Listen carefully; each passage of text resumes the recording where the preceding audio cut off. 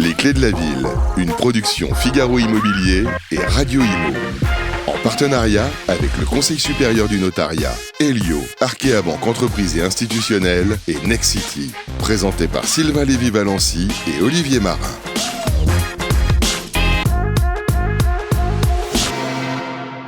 Eh bien bonjour à toutes et à tous. Merci d'être avec nous dans cette bonne vieille ville du Havre. Une véritable découverte, une surprise, un étonnement, un sentiment de perspective et d'horizon quand on arrive aux abords de cette ville. Voilà, nous déposons nos bagages avec notre petite caravane d'artistes de la radio et de la télévision avec mon ami Olivier Marin, rédacteur en chef immobilier du Figaro. Bonjour Sylvain. Comment ça va Olivier ? Très bien, très heureux d'être ici et au nom de Figaro Immobilier de poursuivre cette 3e saison des Clés de la Ville avec un grand plaisir. Toujours le même principe, on le rappelle, qui fonctionne et qui a fait ses preuves. On pose nos valises, on parle immobilier, on parle logement bien sûr, mais aussi urbanisme, environnement, architecture et patrimoine.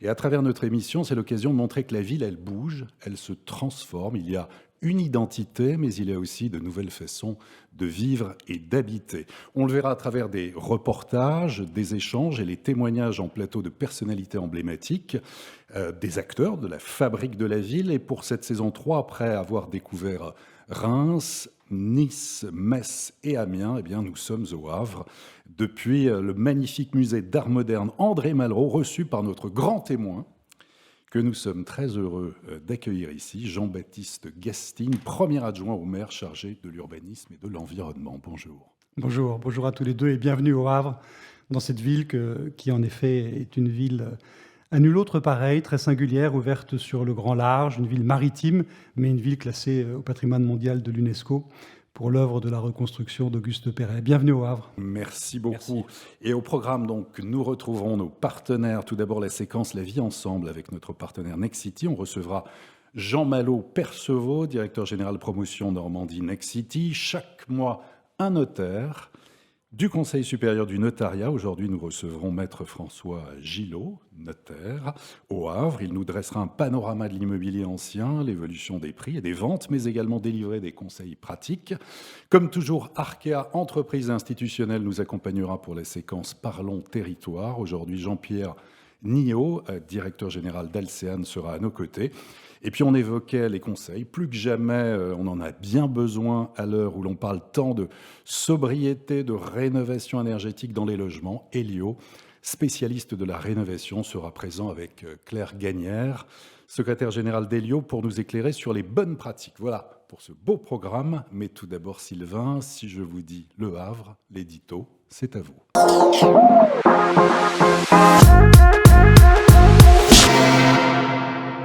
Bonjour et bienvenue dans notre bonne vieille ville du Havre. Merci monsieur le maire de nous accueillir. C'est une ville dont vous êtes aujourd'hui le premier adjoint, vous êtes en charge de l'urbanisme notamment. Et nous avons noté un léger paradoxe, monsieur le maire, concernant votre ville du Havre. Si vous êtes appelé en matière de football le club doyen, l'histoire de la ville est plutôt récente. Quand on la compare bien sûr à l'histoire de France. Oui, le Havre est assez jeune, c'est même à François Ier qu'on la doit, puisqu'elle est fondée le 8 octobre 1517. La ville est créée alors que les échanges commerciaux sont en hausse, que le port d'Harfleur subit un ensablement et que les Anglais sont menaçants.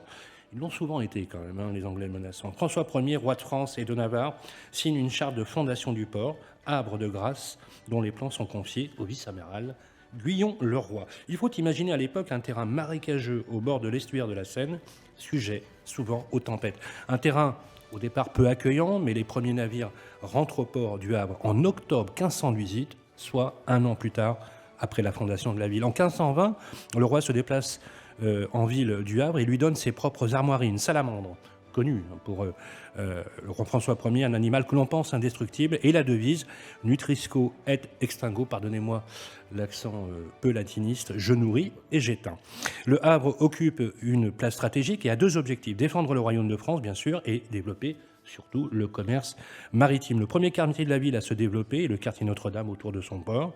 Au fur et à mesure des siècles, la ville va se développer tout en protégeant et en se protégeant des agressions extérieures, pour la plupart, encore une fois, anglaises. Au XIXe siècle, le plan Lamandé permet à la ville du Havre de s'étendre du nord à l'est de l'enceinte initiale. L'activité du port est croissante, elle est même exponentielle, favorisée par l'arrivée du chemin de fer notamment en 1847 et la construction des docks d'entreposage en 1852.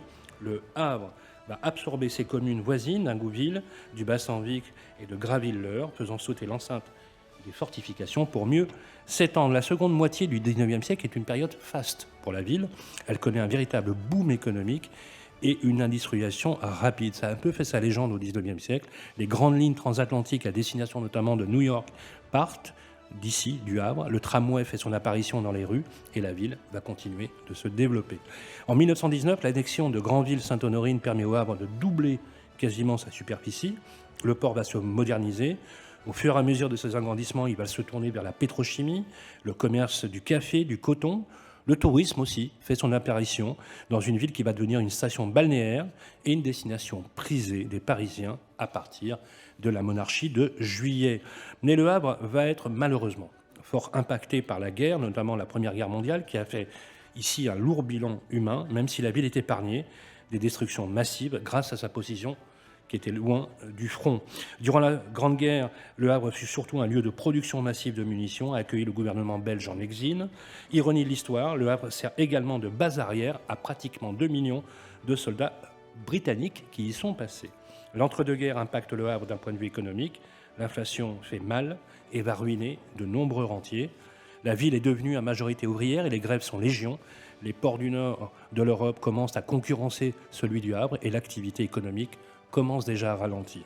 La Seconde Guerre mondiale va donner un coup fatal à l'architecture de la ville. Les Allemands comprennent vite l'intérêt stratégique du Havre, provoquant un exode massif des populations, juives notamment, et de nombreuses restrictions pour la population restante. Le Havre fait partie intégrante du fameux mur de l'Atlantique et comprend sa ligne de Blockhaus, la fameuse Festung Le Havre.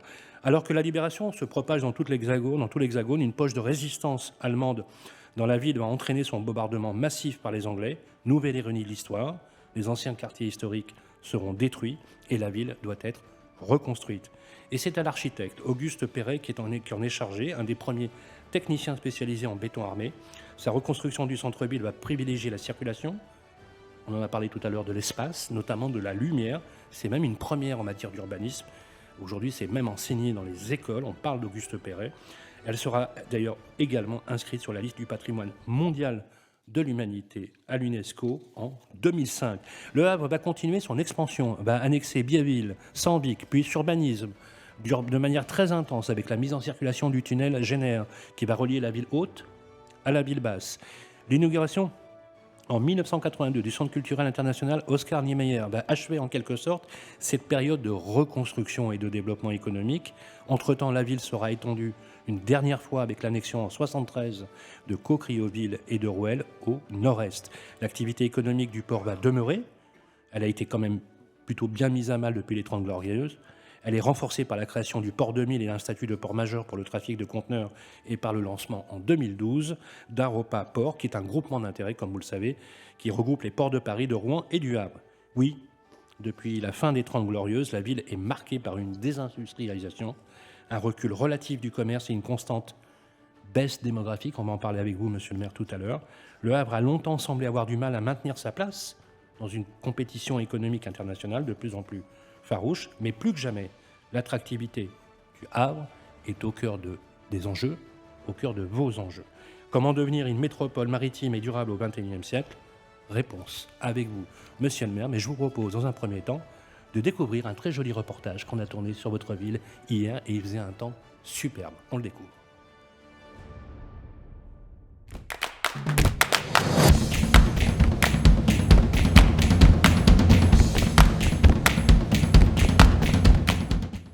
Bienvenue au Havre, porte océane de la France, un surnom qui symbolise à merveille le pont que fait la ville entre la cité. Le Havre est indissociable de la mer, en témoigne la porte océane à l'extrémité nord du centre-ville, symbole du passage entre le monde marin et le monde terrestre. On peut schématiquement distinguer 5 grandes périodes. Tout d'abord, 1517, c'est la fondation de la ville, c'est une fondation royale, c'est François Ier qui décide de fonder un port à cet endroit-là. Si le cœur vous en dit, n'hésitez pas à vous tremper les pieds sur la plage du Havre, longue de 2 km, elle fait le bonheur des locaux comme des touristes. Et il s'est avéré qu'ici, on a remarqué que la tenue de pleine mer était de plus de 2 heures, ce qui permettait en une escale assez courte de charger et de décharger les bateaux. Et c'est un atout qui est toujours exploité aujourd'hui. Où que vous déambuliez dans le Havre, vous verrez, entendrez et constaterez l'activité incessante de son port. Second port de France, premier port pour le commerce extérieur et 5e port européen. Il a placé à lui seul la ville du Havre sur la carte du monde. Admirez en entrant dans la zone du centre-ville le bassin du Roi, situé à l'endroit même des premières fondations de la ville et du port sous François Ier.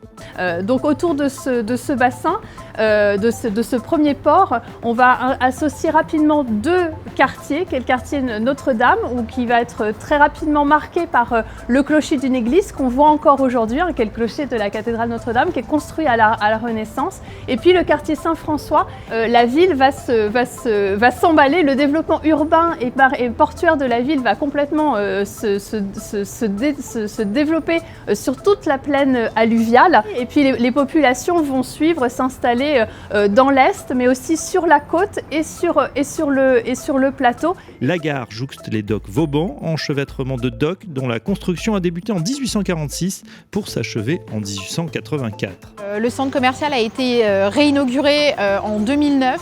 À l'époque, le choix a été fait d'en faire un lieu de commerce et de loisirs. Pour la première fois, dans cette ville, on réhabilité un bâtiment historique pour y accueillir des enseignes de mode, des enseignes de loisirs, de la restauration.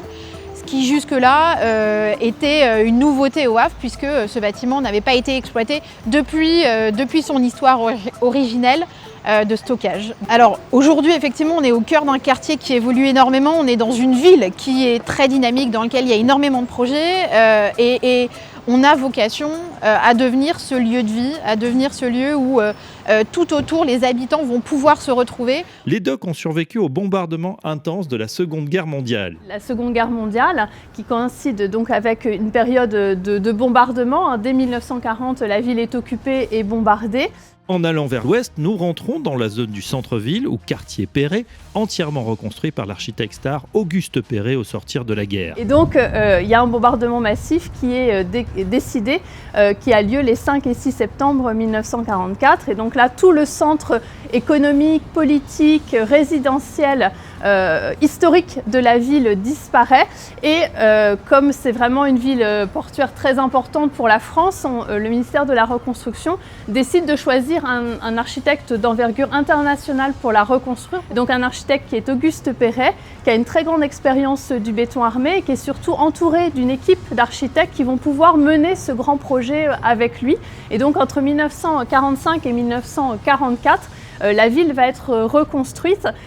Celui-ci imagine alors une ville aux espaces larges qui privilégie la circulation et la lumière. Mission accomplie avec la création de cet ensemble urbain inscrit depuis 2005 sur les listes du patrimoine mondial de l'UNESCO. Ça a marqué un jalon majeur dans le changement d'image de la ville, qui était essentiellement considérée comme une ville industrielle, une ville portuaire, et on faisait peu attention à son architecture unique et tout à fait exemplaire de l'après-guerre en Europe. À quelques pas de là, plus au nord, visitez l'église Saint-Joseph du Havre, phare au cœur de la ville. L'édifice est un véritable emblème du Havre reconstruit. Sa tour lanterne culmine à 107 mètres de hauteur, surplombant une église construite en béton armé. Bon séjour dans la ville 5 fois centenaire, porte défensive de Paris, ville aux 1000 cheminées et métropole d'un peuple de la mer. Bienvenue au Havre. Applaudissements pour Alexandre Burkhardt qui a réalisé ce reportage magnifique. Alexandre, t'es au top, comme d'habitude. Merci, de très très jolies villes. Et merci encore une fois, monsieur le maire, de nous accueillir ici. Quelques mots sur les images qu'on a tournées hier sur votre très jolie ville. D'abord, je me joins à vos applaudissements parce que les images sont magnifiques. Il faut dire qu'il faisait un temps exceptionnel hier. On a quasiment le même aujourd'hui. On a eu le même lundi, en tout début de semaine. Mais je voudrais vous féliciter vous aussi parce que vous avez raconté l'histoire du Havre et des 5 siècles d'histoire du Havre en peut-être 3 minutes, et j'aurais pas fait mieux. Et j'aurais pas fait mieux. Et Gentil. pourtant, en plus d'être en charge de l'urbanisme ici au Havre, je suis professeur d'histoire et j'ai écrit 2 livres sur l'histoire du Havre. Et j'aurais pas fait mieux que vous pour retracer ces 5 siècles d'histoire du Havre. En tout cas, vraiment merci, et merci aussi à vos équipes de nous laisser la possibilité de tourner nos émissions dans des lieux emblématiques, parce qu'ici, on est dans un lieu magnifique. Je voudrais remercier également Anne-Sophie Bertrand et Clémence Grégoire qui se sont prêtés à l'exercice du reportage. Merci à elles. Ce musée, monsieur le maire, a été inauguré par André Malraux lui-même en 1961. Et il reflète également une architecture extraordinaire. C'était d'abord un musée et maison de la culture, hein, c'est les deux mélangés. D'ailleurs, ça existe toujours, cette dimension de la maison de la culture. Et ce qui est extraordinaire, je ne sais pas si vous le savez, mesdames et messieurs, mais vous le savez, puisqu'il y a beaucoup d'Havrais parmi nous, c'est un des plus grands fonds d'art moderne en Europe aujourd'hui. C'est juste exceptionnel. Oui, c'est le deuxième après celui du musée d'Orsay et Absolument. le premier du coup en Orsay, province. Ensuite, on a le MUMA du Havre. Exactement, exactement. Donc on a des collections tout à fait exceptionnelles de la fin du 19e et du début du 20e, qui correspondent aussi, et c'est pas un hasard, à l'apogée de l'histoire du Havre d'une certaine manière. Pour l'apogée, c'est beaucoup, mais en tout cas une période de grande prospérité, de dynamisme économique, portuaire, industriel. Et d'ailleurs, beaucoup des collections qu'on a ici viennent des collections des négociants du Havre de cette époque. Alors, monsieur le maire, nous allons, comme d'habitude, et c'est la tradition, commencer à entrer dans le vif du sujet pour parler de l'habitat. L'habitat, comme vous le savez, et vous en êtes le spécialiste, et en plus vous avez cette dimension d'historien, est un marqueur social. Vous savez, elle définit l'identité sociale dans la cité. Quand on parle d'urbanité aujourd'hui, on ne parle pas de l'urbanité parce qu'on est uniquement en ville, on parle d'urbanité à partir du moment où on est dans un milieu collectif, où on a mutualisé des moyens de culture, des moyens de loisirs, des moyens économiques. Et c'est de ça dont on va parler dans votre ville. Et ce que je vous propose, c'est que la première question, comme il est d'usage dans notre émission, nous soit posée par un grand spécialiste de l'immobilier français, notre ami Olivier Marin. Merci. On va peut-être justement voir le logement, l'habitat à travers ce que vous connaissez bien, c'est l'urbanisme. Il y a ce qu'on appelle un plan local d'urbanisme intercommunal de la communauté urbaine Le Havre-Seine Métropole qui se construit actuellement avec les habitants, avec les acteurs locaux. Il y a une démarche de concertation préalable en cours. Des ateliers grand public sont organisés pour partager les expériences de chacun, donner donc son avis sur la ville du Havre de demain, avec des questions toutes simples et concrètes. Comment construire? Où construire? Quel type de construction? Pour quels usages? Comment préserver les espaces naturels? Comment mieux protéger les espaces agricoles? Quelles sont en fait les grandes lignes de ces ateliers et surtout quels sont les enjeux en termes d'aménagement? Les enjeux sont considérables et c'est un travail qui est plus près du début que de la fin. Mais on l'a déjà entamé il y a près d'1 an. Il va aboutir d'ici 2 ans à peu près. 2 ans, oui. Voilà, donc on a encore beaucoup de travail. Et du coup, évidemment, c'est un travail que l'on fait avec tous les habitants qui s'intéressent à ces sujets-là et qui partagent ces enjeux. Il y a évidemment un enjeu de gestion économe du foncier. Tout le monde sait qu'on ne peut plus étaler les villes comme on l'a fait pendant 50 ans en France, en s'appuyant sur l'automobile et en allant toujours plus loin des centres-villes.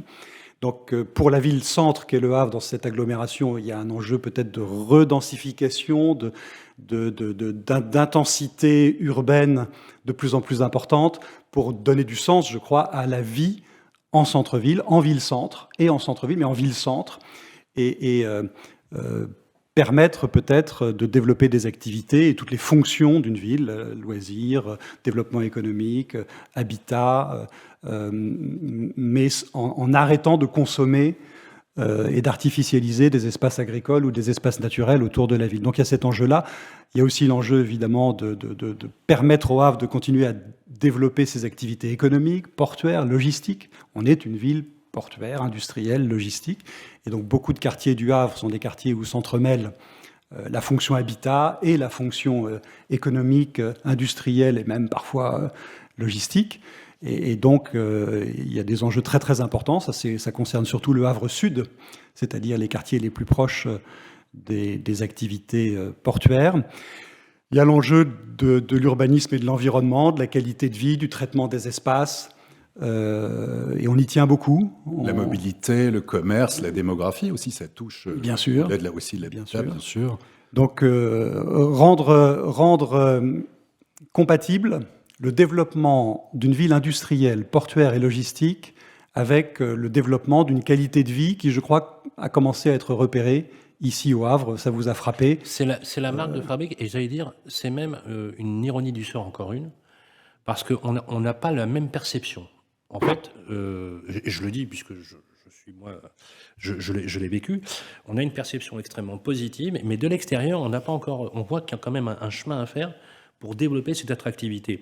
À l'instar de ce que nous dit Olivier Marin, vous aviez lancé Réinventer le Havre. Vous savez, Réinventer le Havre avec un appel à projet, je crois, pour 9 lieux emblématiques de la ville, susciter des partenariats originaux, intensifier les fonctions urbaines du centre-ville reconstruit, et respecter l'identité de la ville. C'est ce que vous venez de nous dire. Moi, j'aimerais qu'on rentre un peu plus dans le sujet, si vous voulez bien.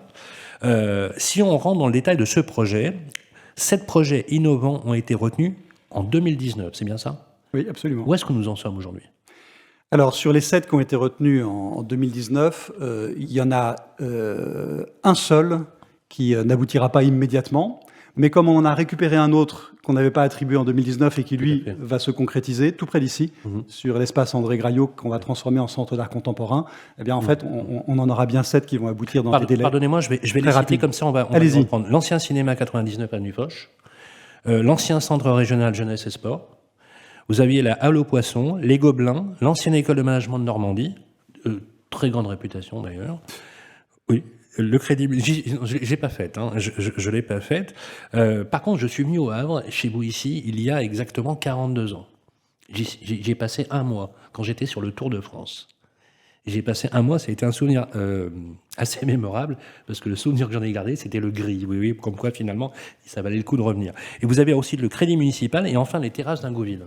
Voilà, les terrasses d'Ingouville, vous voyez, le chantier a démarré. Ouais. C'est un très bel espace appartenant au groupe hospitalier du Havre. On est on est cœur de ville. On est cœur de ville, mais la quasi-totalité des projets que vous avez cités sont en cœur de ville. On avait soit des fonciers très très bien situés et délaissés, c'était le cas par exemple d'une partie seulement des fonciers du groupe hospitalier du Havre, soit des bâtiments remarquables, très très bien situés aussi, qu'on pouvait requalifier. Et donc c'est parti sur les terrasses d'Ingouville. Le premier lot d'une centaine de logements, les travaux ont commencé. Sur le Crédit municipal aussi, le chantier a démarré il y a déjà près d'un an, avec des travaux de curage très importants à l'intérieur, donc ils se voient encore peu, et maintenant les travaux d'aménagement et d'aménagement en espace de bureaux, de logements et de commerce au rez-de-chaussée ils suivent leur cours.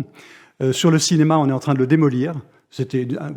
Le cinéma, les gens voient souvent l'entrée, la vitrine, mais derrière, c'était un gros bloc de béton, complètement... Oui, mais il y avait une identité, il y avait une histoire. Les gens étaient très attachés. Mais derrière, en fait, c'est un énorme bloc de béton, et donc on est en train de le démolir, et on va construire quelque chose d'assez innovant, parce que c'était ça l'esprit de réinventer le Havre. Donc, ça va être un cinéma ou pas? Non, pas du tout. Non, c'est 14 logements, mais avec de l'activité en rez-de-chaussée. On va en profiter pour créer un passage, parce que le Havre de Perret, c'est aussi des passages un peu partout, sous les immeubles, dégageant ou ouvrant des perspectives, permettant d'assurer des liaisons. Et là, on va avoir la possibilité donc d'ouvrir un passage à travers l'ancien cinéma, et ça va relier l'avenue Foch, qui est évidemment l'avenue peut-être la plus majestueuse du Havre d'Auguste Perret. Alors j'ai posé la question à un philosophe de l'urbain qui s'appelle Thierry Pacaud, qui avait écrit un livre il y a une trentaine d'années qui s'appelle Le désastre urbain. Je ne sais pas si vous connaissez Thierry Pacaud. Et je lui ai posé la question du Havre, je l'ai eu au téléphone, je lui ai dit, le Havre, si tu devais me donner une phrase, qu'est-ce que tu me dirais? Il m'a répondu, c'est une ville symétrique. Ah oui, Est-ce qu'on vit en symétrie? Je ne sais pas si je dirais une ville symétrique, mais en tout cas, c'est une ville classique. Elle est à angle droit. Oui, et Auguste Perret aime les angles droits, il aime les lignes verticales, les horizontales, les angles droits, à l'opposé d'Oscar Niemeyer, qui lui détestait ça et qui n'aime que les rondeurs et les lignes courbes. Et l'association des deux est assez étonnante. On va parler de la démographie. Le Havre est une ville qui perd ses habitants, qui perd des habitants tous les ans. C'est même un paradoxe, on va en parler tout à l'heure, parce qu'en fait, il n'y a pas de tension majeure immobilière, mais quand même, il y a une bonne profondeur locative, de bonne rentabilité d'investissement, et pourtant, ça perd des habitants. C'est le cas aussi de la région normande, mais toutes les villes ne sont pas logées à la même enseigne. Caen et Rouen, par exemple, sont des villes très attractives, on le sait, et le Havre peine un petit peu à rentrer un peu dans ce sillage tissé par Caen et Rouen. Est-ce qu'un renouveau démographique va passer aussi, pour vous, avec la vision de l'historien, mais aussi du spécialiste de l'urbanisme, par un renouveau de cette ville? Est-ce que cette ville a aussi l'idée de reconquérir une démographie plus positive? Oui, Et à quoi vous attribuez d'ailleurs le fait que... C'est jamais facile ça, parce que les questions démographiques, les évolutions démographiques, c'est des sujets complexes, très transversaux. En tout cas, le renouveau urbain, il est engagé. Il est engagé depuis pas mal de temps maintenant, depuis 25 ans. Il se poursuit à un rythme assez rapide. Pour l'instant, on n'a pas vu d'impact véritable sur l'évolution démographique. Donc le Havre continue à perdre des habitants. Ça fait 45 ans, hein. C'est-à-dire depuis le dernier recensement général, le Havre perd des habitants. On est quand même à 170 000, je le dis parce que la ville, c'est 170 000 habitants. Les deux villes que vous avez citées, Caen et Rouen, c'est entre 100 et 110 000. Donc on reste de très très loin la plus grande ville, la plus grande commune de Normandie. Effectivement. Et c'est probablement assez complexe, mais en fait, les zones d'emploi sont les principales zones d'emploi, les zones d'emploi industriels, logistiques, même l'hôpital qui n'est pas au Havre, sont très à l'est de la commune centre. Et de fait, beaucoup de gens peuvent travailler là en n'habitant pas le Havre et en habitant dans les communes autour du Havre. Donc, ils habitent dans les communes autour du Havre, rive nord, mais ils habitent aussi rive sud de la Seine, bien entendu. Alors, justement, à propos de rénovation urbaine, et on le voit quand on arrive de Paris, on l'a vu ce matin quand on est en voiture, qu'on arrive ici, c'est l'opération de rénovation d'entrée de ville. Alors, vous menez des grands travaux pour rendre plus accessibles et faciliter les déplacements des personnes, notamment à mobilité réduite, mais c'est aussi mettre aux normes les traversées pour les piétons, les espaces de stationnement, planter des arbres pour l'intégration paysagère. Donc, une grosse opération. Coup d'envoi, donc vous allez nous en parler, je crois que ça va durer 10 mois à peu près, quasiment un an. Et puis, tout ce qui est penser les accès, les déplacements. Qui dit travaux dit aussi nuisance, parce que c'est bien accepté. Mais la rénovation d'entrée de ville, est-ce que c'est symbolique d'une ville qui bouge, qui se transforme, qui veut être en mouvement ? C'est très important pour nous, mais c'est un chantier qui a été engagé il y a plus de 10 ans. Ouais. Parce que le Havre, c'est une entrée de ville principale. On est en Finistère, on est au bout du monde. Ouais. Donc il y a une entrée de ville principale. Et il y a 15 ans, c'était une autoroute. On roulait à 110 et on arrivait au Havre quasiment en continuant à rouler à 110 jusqu'à la gare. Mais c'était une 2 fois 2 voies, c'est toujours une 2 fois 2 voies d'ailleurs. Il y avait même des souterrains pour contourner des feux qui auraient pu vous arrêter. Et donc, on pouvait aller très très vite et on rentrait très très vite comme ça. Simplement, c'était des nuisances terribles pour tous les riverains, pour tous les quartiers qui étaient de part et d'autre de cette autoroute urbaine. Alors, avec des ponts, des autoponts, des trucs qui permettaient de franchir, mais dans des conditions pas terribles. Et donc, on a engagé ça il y a plus de 10 ans. On en est aujourd'hui au 3e tronçon. On est en train d'aménager, de terminer les aménagements du 3e tronçon de l'entrée de ville, en s'approchant de la ville d'ailleurs. Et ces travaux seront terminés en effet à la fin de l'année 2023. Il s'agit donc d'abord d'assurer des conditions de vie pour tous les quartiers riverains de cette entrée de ville bien plus acceptables et bien plus agréables, de permettre aussi des franchissements nord-sud, c'est-à-dire en fait d'aménager des carrefours qui permettent de traverser ce qui n'était pas facilement traversable avant parce que autoroute urbaine, d'aménager un parc paysager. Et là, les travaux sont bien avancés sur l'aménagement de ce parc paysager, avec des plantations d'arbres, évidemment toutes les questions environnementales de traitement des eaux de ruissellement sur cette voirie importante. Le long de l'entrée de ville, on a construit le grand stade du Havre, le nouveau stade du Havre. Donc ça avait commencé par là. Alors, il y a une question qu'on a posée à la maire d'Amiens, Brigitte Fourré. Vous savez, le président Emmanuel Macron avait évoqué récemment la création du RER pour 10 grandes villes. Ça ne vous a pas échappé. 10 grandes métropoles françaises régionales, le Havre n'est pas dans la liste. On a regardé, hein. Là, il n'est pas dans la liste. Et la question de la place de la voiture, bien sûr, dans les grandes villes françaises, elle est posée, elle est clairement posée. Elle est posée, d'ailleurs, on a entendu, puisque Lyon, d'ailleurs, a décalé de 2 années, justement, le moratoire pour les villes avec une carburation diesel. C'est une situation portuaire de premier plan, le Havre, vraiment. Et je pense qu'il y a un énorme potentiel à la fois urbain, culturel et architectural. Première réaction, pourquoi est-ce que vous auriez aimé être dans cette liste-là? Et est-ce que vous êtes vous-même aussi victime de cette congestion de la ville, de la voiture? Vous avez évoqué tout à l'heure le fait que finalement, on traverse le Havre à grande vitesse sans s'y arrêter, c'est frustrant d'ailleurs. Et c'est bien aussi de redécouvrir. Qu'est-ce que vous en pensez? On entrait à toute vitesse, on ne traversait pas quand même, mais on entrait à toute vitesse. On entrait quand même. Mais non, on n'a jamais espéré être RER métropolitain. D'ailleurs, ni Caen ni Rouen ne le sont. On espère que Rouen, Oui. moi j'espère que Rouen va l'être parce que je m'occupe de ça aussi pour la région Normandie. C'eût été souhaitable quand même quand on imagine un peu le potentiel. D'abord, je vais vous dire, je ne pense pas du tout que les grandes métropoles provinciales rêvent d'un RER. Je pense que le RER parisien est associé Ça à ne fait beaucoup... pas rêver, quoi. Non, Ah oui, oui. Les deux. pas du Ouais. tout. Associé Oui, à dans tellement ce sens, de conditions de vie difficiles, de métro boulot dodo, de 1h30 dans un RER, de congestion. Enfin, Je ne pense pas du tout que les l'accès grandes ferroviaire- métropoles provinciales rêvent d'un RER. L'accès ferroviaire au Havre, c'est pas terrible hein, quand même. Non, mais on pourrait en reparler. Oui, oui, mais justement, mais voilà, ça aurait été. Mais, Si vous étiez raccordé avec une grande vitesse, ça serait on est exceptionnel. dans le transport urbain métropolitain là, Bien sûr. avec cette annonce. Et ici, on a quelque chose de beaucoup qui nous voilà, qui est un enjeu beaucoup plus important selon nous et qui est un projet majeur de l'agglomération, qui est la transformation d'une ligne de chemin de fer exploitée par la SNCF en ligne de tramway. On est en train d'étendre notre réseau de tramway, de le doubler, c'est-à-dire de préparer la construction de 14 km de lignes nouvelles, dont une partie sera sur un ancien tracé, sur un tracé qui est exploité aujourd'hui par la SNCF. Et donc notre grand projet, nous, de transport public, c'est ça, c'est l'extension du réseau de tramway, parce que le premier réseau marche très bien, il répond bien à nos attentes, donc on va l'étendre pour sortir de la commune du Havre, pour rejoindre la deuxième commune de l'agglomération qui s'appelle Montivilliers. Et ce qui est très original, c'est qu'on va faire ça sur une ancienne emprise SNCF. Alors, avant de passer aux séquences qui nous occupent, pour parler bien sûr logement, et merci pour cette présentation, on va vous poser une question simple, sans détour. Vous savez, souvent on dit mère bâtisseur, mère vaincue. Vous connaissez ce vieil adage, d'accord ? Alors, certains ont trompé d'ailleurs les pronostics. Hein. Je fais souvent allusion à notre, j'allais dire, notre mère totem, hein, c'est François Rebsamen. Oui. Maire bâtisseur et André Santini, ici les Moulineaux. et Enfin, il y en a. André Santini, Ouais, vraiment. donc qui ont bien sûr déjoué tous les pronostics, puisqu'ils ont été successivement réélus, et ils ont profondément transformé leur ville. Est-ce que vous êtes un maire bâtisseur ? Écoutez, d'abord, je suis plus maire. J'ai été maire pendant que Pardon. Philippe était à Matignon, mais pardon. le maire bâtisseur ou qui continue à l'être, c'est Édouard Philippe, après Antoine Ruffnac. Et en fait, on s'est tous efforcés de l'être au moment où on a exercé ses responsabilités. Vous auriez pu citer Alain Juppé à Bordeaux, des maires bâtisseurs et qui sont restés vous avez invaincus. raison. Il y en a quand même pas mal. Et nous, on entend bien continuer, en effet, à transformer le Havre, à moderniser le Havre, à rénover ce qui doit être rénové, à construire là où on peut construire et là où on pense que ça a du sens pour des projets qui ont du sens.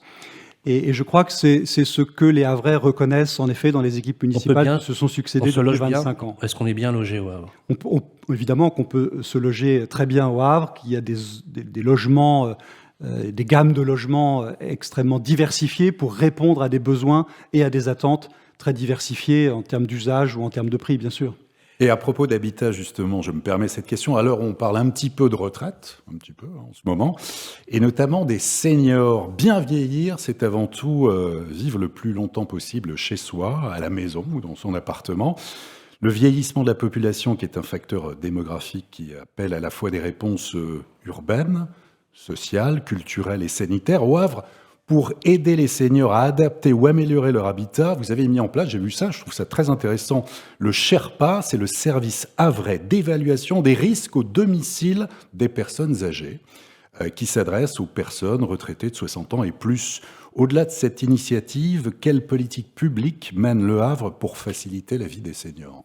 On a même une maison qui s'appelle la maison d'Alia, fait des démonstrations. où on démontre par des équipements, par des services aussi associés à ces équipements, combien on peut faciliter le maintien à domicile des personnes âgées, parce bien que c'est ce qu'elles souhaitent. En copropriété. Pour bien vieillir chez elles, parce qu'elles y tiennent, et on comprend. Ça nécessite aussi la mobilisation, évidemment, de beaucoup de moyens humains. Et un des grands enjeux aujourd'hui, vous parliez des retraites, mais avant, c'est de trouver aussi les personnes qui vont intervenir, les assistants de vie, les auxiliaires de vie, les professions de santé, bien sûr, qui vont permettre le plus longtemps possible le maintien à domicile des personnes âgées. C'est un enjeu considérable. Bien sûr, il faut penser aux résidences seniors, bien sûr, il faut penser aux EHPAD, et on l'a fait, et on continue à le faire au Havre, mais il faut aussi mobiliser tous les acteurs, et ils sont nombreux à mobiliser pour intervenir dans toutes les politiques qui vont permettre le maintien à domicile des personnes âgées. Merci beaucoup Jean-Baptiste Gastine d'être avec nous. Restez avec nous. On va parler maintenant, rentrer un peu dans le sujet avec ceux qui font et qui fabriquent la ville. On va enchaîner avec notre prochaine séquence qui s'appelle La vie ensemble avec nos partenaires de Nexity. C'est tout de suite après ça. Les clés de la ville, la vie ensemble avec Nexity. Pour la vie ensemble, je trouve que c'est une belle définition pour cette séquence parce que l'habitat, c'est de vivre ensemble et notamment sur l'habitat collectif. Pour en parler, on a Jean Malo Percevaux qui est avec nous. Vous êtes directeur général promotion Normandie chez Nexity. Comment ça va, Jean Malo? Ça va très bien. Je vous remercie de m'avoir invité. Bonjour. Et je suis très heureux d'être parmi vous aujourd'hui. Alors, quand on s'appelle Jean Malo et qu'on est en bord de mer, moi je dis... J'ai eu qu'à traverser le Couesnon. Okay. C'est comme Monsieur Le Pincet qui était ministre de la Mer, voilà, ou Catherine Lalumière à l'énergie. Ça nous rappelle quelques souvenirs. Merci Jean Malo d'être avec nous. Juste quelques mots. Alors, il y a une présence de Nexity qui est historique sur le territoire. 25 ans que Nexity est en Normandie. 25 ans. Ouais, 25 ans. Donc on a un acteur pérenne effectivement et avant toute chose, pourquoi on a un acteur pérenne ici, c'est que en fait il faut deux aspects. Pour pouvoir s'inscrire dans un territoire. La première, c'est la confiance, et le deuxième aspect, c'est les perspectives. Et j'en profite que vous êtes là, Monsieur Gastine, et j'ai pu voir aussi un ensemble des services aussi qui étaient présents dans la salle. C'est que nous, pour avoir la confiance, il faut du dialogue. Et le dialogue, on l'a aujourd'hui en amont sur nos projets. Et l'immobilier, c'est le temps long. Et à partir du moment où on doit travailler et s'inscrire sur un temps long, forcément, il faut avoir ce dialogue amont. Et en ça, je remercie l'ensemble du conseil municipal et aussi les services de l'aménagement urbain. Alors, vous avez lu en moi comme un livre ouvert. C'est la seconde question, justement, le rapport avec les élus. On a bien compris qu'effectivement, Jean-Baptiste Gastine est un... fin connaisseur de l'urbanisme et sa vision est extrêmement claire. Question, de votre point de vue, est-ce qu'on construit bien au Havre et qu'est-ce qu'on construit exactement? Alors, on construit bien sûr. La question qu'il faut se poser, c'est comment on construit. Et au fond, si on est là... Et où on construit. Et si on est là aujourd'hui au MUMA, je ne pense pas que ce soit un hasard. Parce que quand on s'imagine finalement sur la fin de la reconstruction Perret, dans les années 60, inaugurer le MUMA, on est ici sur un lieu qui est flexible, qui est transparent, et finalement qui porte beaucoup d'audace quand on se projette dans cette reconstruction des années 60. Ah, c'est clair. Et l'audace, finalement, c'est ce qu'on retrouve aussi au Havre. Et l'audace, elle est possible. Et baladez-vous autour du bassin du commerce ou le bassin Vauban, vous verrez l'audace. Et même si on ne dépasse pas les hauteurs de Saint-Joseph ou de la mairie, on a quand même de belles tours et l'urbanisme, finalement, qui va au-delà de l'urbanisme qu'on peut connaître par ailleurs. Et donc, l'audace, c'est un des marqueurs, en tout cas, forts de la ville du Havre, qui a été initié dès la reconstruction et qui aujourd'hui se poursuit à travers le dialogue qu'on peut avoir avec l'ensemble des services. Vous êtes d'accord avec cette définition, Jean-Baptiste? Oui, bien sûr, de l'audace, toujours de l'audace, encore de l'audace. Et c'est pas Perret qui a inauguré le musée Malraux, c'est Malraux, bien sûr, oui. Et il a dit cette phrase que tout le monde a retenue, et l'on dira que c'est ici que tout a commencé. Alors c'est évidemment plutôt dédié au secteur culturel et aux enjeux culturels et d'accès de tous à la culture. Mais enfin, ça nous engage pas mal. Et on a envie de rester dans cette lignée-là, des grands hommes et des grands projets. En tout cas, vous n'avez pas peur d'innover. Alors, on va entrer, parce que, vous savez, tout est aussi une question d'argent, in fine, pour financer tout ça. Moi, je vais vous poser une question très pratique. Quels sont les prix moyens au mètre carré neuf? Donnez-nous des moyennes. Et puis, ce que j'aimerais, c'est que nous, on aime bien ça avec Olivier. Je ne sais pas, est-ce qu'il y a des bons plans? Est-ce qu'il y a des quartiers émergents? Est-ce que ça vaut le coup d'investir? Voilà. Si vous avez quelques taux de rentabilité, ça peut intéresser, puisque on est aussi pour rendre là attractif ce territoire. Et donc dire, on est d'accord, Jean-Baptiste, de faire venir les investisseurs dans cette ville. Voilà, donnez-nous l'eau à la bouche un petit peu. Alors, les investisseurs et les propriétaires occupants. Et surtout les propriétaires occupants, et notamment, parce que vous avez une particularité chez Nexity, qui est d'abord le logement pour tous, mais aussi la primo-accession, dont on a toujours considéré d'ailleurs avec Olivier que c'était le ventre, le tracteur du marché de l'immobilier dans ce pays. On vous écoute. Plusieurs questions, parce que des pépites, il y en a dans toutes les villes et il y en a aussi au Havre. Alors, sur les prix déjà. Alors, sur les prix, aujourd'hui, la ville du Havre, c'est à peu près 4 480 € du mètre carré moyen dans le neuf. Ah oui, voilà. Donc, c'est, comme vous le disiez, sur la progression, sur les 4 dernières années, c'est plus 16%. Rien que l'année 2022, c'est 10% d'augmentation des prix. Source de Figaro. Comment? C'est une source du Figaro, les 10% d'augmentation. par rapport à l'ancien qui est Oui, 8%, mais pas dans le neuf. Oui, absolument. Là, on parle du neuf. Comme le disait M. Gastine, 10% d'augmentation on est sur sur une année. la plus grande commune de Normandie. On est aussi sur la commune finalement la plus attractive et la plus élevée en termes de prix de vente. Pourquoi ? Parce que aujourd'hui, on a un conseil municipal et notamment un maire qui donne confiance et qui rayonne. Et donc, c'est une ville dans laquelle effectivement les propriétaires occupants, les investisseurs ont envie d'aller. Alors 4 400 €, c'est quand même c'est un prix assez haut pour votre agglomération, j'entends, hein, par rapport aux expertises dont nous disposons.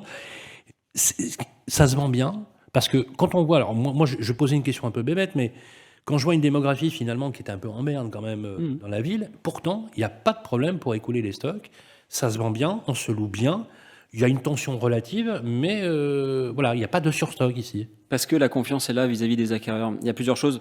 Le développement du port est fortement soutenu. On a une industrie portuaire aussi qui est en fort développement et on le voit aussi aujourd'hui avec le développement des éoliennes offshore. Une ville très étudiante, c'est-à-dire qu'en termes d'étudiants, la ville croît. Aujourd'hui, on est à peu près à 14 000 étudiants avec une école de management, une école de la marine marchande, l'université qui pousse fort. Donc finalement, c'est différents curseurs qui donnent confiance aux investisseurs. Donc non, aujourd'hui, on n'a pas de problème d'écoulement sur le Havre. On est aujourd'hui à 6,5% d'écoulement, ce qui est plutôt positif par rapport aux autres villes et aux autres agglomérations qu'on peut connaître sur la ville. Et après, vous me questionnez tout à l'heure, alors il y a les pépites et il y a également les quartiers émergents. Voilà, les quartiers émergents et aussi, on pourra parler des investisseurs. Les investisseurs, c'est un peu plus de 65% aujourd'hui sur le Havre. C'est plutôt une bonne tendance par rapport, en tout cas, à l'ensemble de la Normandie. On connaît des métropoles sur lesquelles c'est bien plus élevé, où on peut atteindre les 80-85%. Donc finalement, on a aussi une ville aujourd'hui qui attire des propriétaires occupants, des résidents principaux pour vous, s'y installer. C'est un bon chiffre ? Le fait que sur une base 100, il y ait 65% d'investisseurs et 35% de propriétaires occupants ? Oui, bien sûr, parfois on aimerait qu'il y ait plus de propriétaires occupants. Bien sûr. Et on sait qu'il y a un équilibre à trouver, mais bien sûr. Alors justement, on parlait des quartiers. Alors sur les quartiers, finalement, on a des quartiers qui sont en vraie requalification. Donc il y a le quartier de la reconstruction, puis il y a les quartiers plus anciens. Dans les quartiers plus anciens, on peut noter le quartier Danton, voilà, qui a été porté aujourd'hui par d'énormes investissements en termes de requalification. On a le pôle Simone Veil qui s'est installé au cœur du quartier Danton avec un magnifique, je vous invite à y aller, centre culturel, sportif, et avec un gymnase qui est assez exceptionnel, qui s'y installe en plein cœur. On a pu œuvrer aussi, on y reviendra peut-être dans ce quartier-là. Il y a le quartier de l'Eure aussi, avec la ZAC du Mont-d'Urville qui pousse fort, avec de l'innovation aussi. Il y a le concours du PUCA, avec une tour effectivement décarbonée en bois qui verra le jour, et dans lequel aussi finalement on voit que les populations mutent et des immeubles résidentiels s'y créent avec des nouvelles aménités, des nouvelles aménités de centralité finalement, de petits commerces aussi qui peuvent s'y créer. Évidemment, on a le quartier du centre-ville et aussi le quartier, on va dire, Sainte-Marie-Saint-Léon, autour de l'est de la gare. Finalement aussi, on est porté par le côté universitaire et c'est des quartiers dans lesquels nos investisseurs... Alors, ce sont des zones d'investissement extrêmement intéressantes et je vous avais demandé hors antenne de nous donner concrètement 2 projets qui seraient des projets un peu totémiques, projets emblématiques, qui reflètent la démarche à la fois de Nexity, mais aussi de la relation que vous avez avec l'urbanisme et les élus locaux. Alors, c'est pas le hasard si ces quartiers-là, finalement, on y porte des projets. Parce que les projets qu'on porte sont effectivement en dialogue avec la collectivité. Donc, on travaille en amont, finalement, les zones aussi qu'on veut requalifier et restructurer. Alors, un projet totémique, le premier qu'on a pu inaugurer ensemble l'année dernière, c'était la caserne du Médaplemont. C'est un magnifique objet parce que c'est symbolique de différentes choses. C'est d'abord reconstruire la ville sur elle-même. Alors, c'est un terme qui est galvaudé, on va dire, aujourd'hui, qui est plutôt dans le discours commun. Mais quand on est au cœur de sa centralité, sur des zones qui ont bénéficié finalement d'échapper au bombardement de la Seconde Guerre mondiale, ça nous donnait finalement l'envie. On était sur une phase post-Covid de se dire, tiens, on va réouvrir ce quartier-là à l'ensemble des riverains en lui offrant déjà une première porosité, une première transparence qui était une galerie d'art à rez-de-chaussée. Et sur les différents logements qui étaient initialement occupés par cette caserne, on a du vrai lien social qui est créé avec de l'intergénérationnel. On travaille avec notre partenaire Alcéane, les maisons de Marianne, sur vous parlez du bien vieillir au Havre. On est effectivement sur une résidence qui est amie des aînés, comme l'est le Havre depuis 2012, où finalement on a adapté nos logements au vieillissement et une partie aussi en accession à la propriété. Donc un magnifique objet de réhabilitation, restructuration d'un bâti existant, avec un travail quasiment d'orfèvre qui a été fait sur projet. J'ai une toute dernière question sur le prix de la location dans le neuf. On est à combien au mètre On est carré? sur des tarifs qui sont tout à fait acceptables parce qu'on est en moyenne à 10 € du mètre carré. Donc ça va, selon les grandes surfaces, de 8 €, 8,50 € jusqu'à 13 € sur les studios qui sont généralement aussi plus élevés en termes de tarifs. Et après, ça dépend des secteurs, il peut y avoir des disparités. Mais on pourra parler du dossier qu'on porte aussi sur Sainte-Adresse, où je ne sais pas si vous comptiez aborder le sujet, mais en tout cas c'est une vraie fierté aussi, vous parliez de totem, et sur la métropole havraise, finalement on vient requalifier l'ancien site de l'école de la marine marchande qui avait été libéré suite à l'installation près des docks, et dans lequel on vient réapporter le parc dans cet ensemble immobilier pour créer un véritable parc habité. 20% d'emprise au sol, 90% des logements vue mer. On est sur un objet qui est assez exceptionnel, avec encore de la réhabilitation, parce que la réhabilitation, c'est comment construire du logement décarboné. Bien sûr. Dernière question, Olivier. Oui, en fait, deux petites questions, parce qu'on le voit avec Sylvain, on a été dans différentes villes. Il y a de plus en plus de chartes locales sur la construction. On l'a vu à Bordeaux, on l'a vu à Nancy, on l'a vu à Nice, en fait, des chartes qui c'est difficile de s'appuyer aussi sur des plans locaux d'urbanisme, certains qui datent depuis très longtemps, s'adapter aussi aux nouveaux usages. Est-ce que cette charte locale, elle verra peut-être le jour ici ou pas? Est-ce que vous avez la concertation facile entre vous? Et puis, deuxième question, au moment où vous évoquez les investisseurs, où va s'éteindre progressivement le dispositif Pinel, qu'est-ce que vous souhaiteriez en fait qu'il y ait? Est-ce que vous faites partie de ceux qui pensent qu'un statut du bailleur privé serait une bonne chose, de reconnaître en fait l'investisseur privé comme un acteur économique à part entière qui permet en fait avec son geste de construire des logements, donc aussi c'est bon pour l'emploi et de loger des gens, à la fois sur la charte sur la construction et l'investissement locatif. Oui, je laisserai Jean Malo-Percevaux répondre sur le dispositif Pinel. Sur la charte de la construction, souvent une charte... C'est très à la mode. Oui, souvent une charte, c'est quand même pour pacifier des relations entre des acteurs qui peuvent être en conflit ou qui ont des relations un peu compliquées. C'est pas du tout notre cas. C'est très juste. C'est pas du tout notre cas. Dans d'autres secteurs, ça peut être le cas, hein, mais on a de très bonnes relations avec... toutes les entreprises et toutes les personnes qui œuvrent dans le secteur du bâtiment et de la construction au Havre depuis très longtemps. On n'a pas du tout envie que ça change. La relation de confiance qu'évoquait Jean Malo-Percevaux, elle est très précieuse à nos yeux. Et on a bien l'intention de continuer comme ça. On ne ressent pas de mettre une charte, puisque en l'état, vous fonctionnez très bien. Voilà, parce qu'on voit dans différentes villes. Je souscris complètement à votre idée, puisque, comme vous le savez, Jean Malo, je porte aussi des idées sur le plan politique du logement. On parlait justement du statut du bailleur privé, pour être très clair pour ceux qui nous écoutent, c'est l'amortissement généralisé personne physique et morale. C'est la possibilité de déduire une partie de la valeur de son bien chaque année, pour donner un peu plus de pouvoir d'achat aux propriétaires notamment, et leur permettre de financer des travaux de rénovation énergétique. Vous y êtes favorable? En tout cas, Nexity, on ne s'arrête pas à l'acte de construire, c'est-à-dire qu'on accompagne nos copropriétaires à l'issue de la livraison, parce qu'on est aussi syndic de copropriété. Et on gère à peu près 20 000 immeubles, 20 000 copropriétés sur la France entière. Et aujourd'hui, sur ces 20 000 copropriétés, on en accompagne aujourd'hui quasiment 595, sur des travaux de rénovation qui sont déjà engagés et sur des travaux d'études. Donc, on n'a pas attendu finalement des subventions éventuelles pour se dire, bon, accompagnons d'ores et déjà nos copropriétaires sur la réhabilitation, la rénovation du parc, parce que dès 2025, on sait qu'il y a déjà la classe G qui va sortir du parc, puis la classe F en 2028. Donc aujourd'hui, on est déjà sur l'anticipation de ces données-là, et les calculs, ils sont assez aisés, parce qu'effectivement, il y a des usines à gaz parfois, mais les calculs, ils sont assez assez faciles pour l'usager. C'est que les charges, de toute façon, qu'il va économiser par sa rénovation, vont largement, en tout cas, bénéficier à son bien et à sa valeur sur le moyen terme. Mais sur le dispositif d'investissement locatif, alors?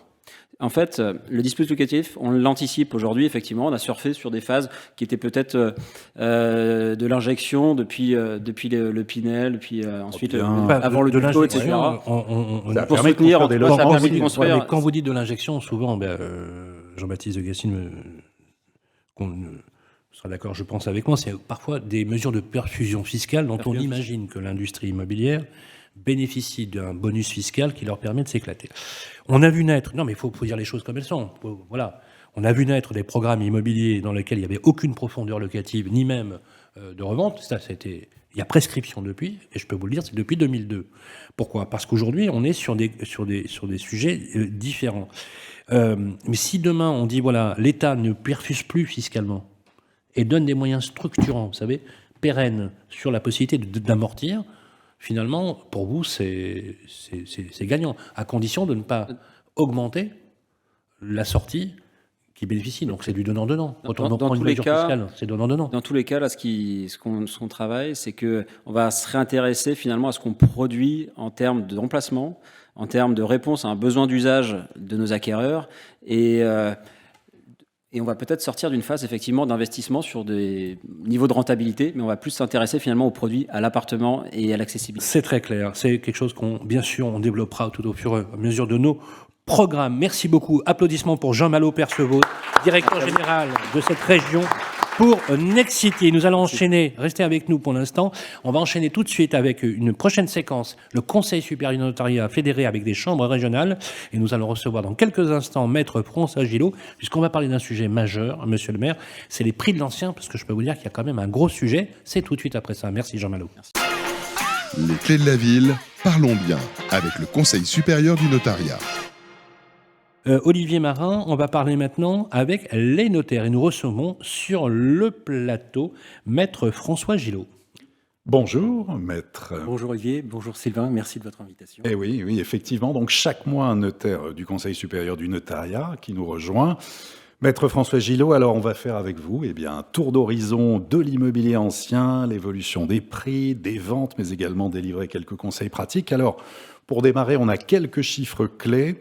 2170. Qu'est-ce que c'est ? 2170 comme 2170 €. Ça, c'est le prix moyen, le prix en fait médian au mètre carré d'un logement ancien au Havre, avec bien sûr des disparités selon les quartiers. 8% de hausse des prix de l'immobilier sur un an quand même, 20% en 5 ans. 186 000, ça c'est le prix médian d'une maison ancienne au Havre. C'est un peu moins de 6% de hausse annuelle.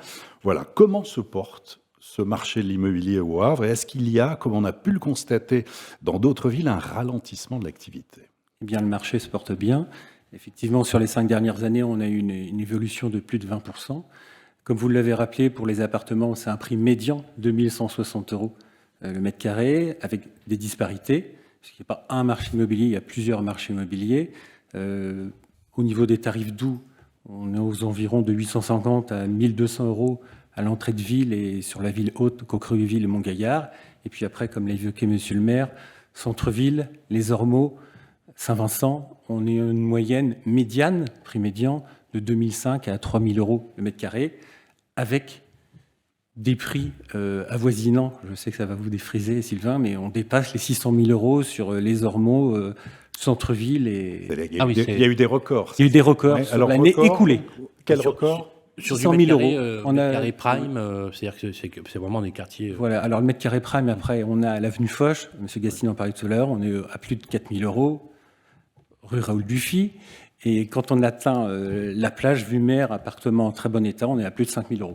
Ah oui, d'accord. Quel type de demande alors ? Si vous deviez là vous adresser la à des gens demande, qui ne connaissent pas le Havre, quel quartier, quel type de demande en fait ? La demande, elle est principalement, alors je vois 2 types d'investisseurs. La demande principale en centre-ville, c'est d'une part les retraités qui cèdent leur grosse maison.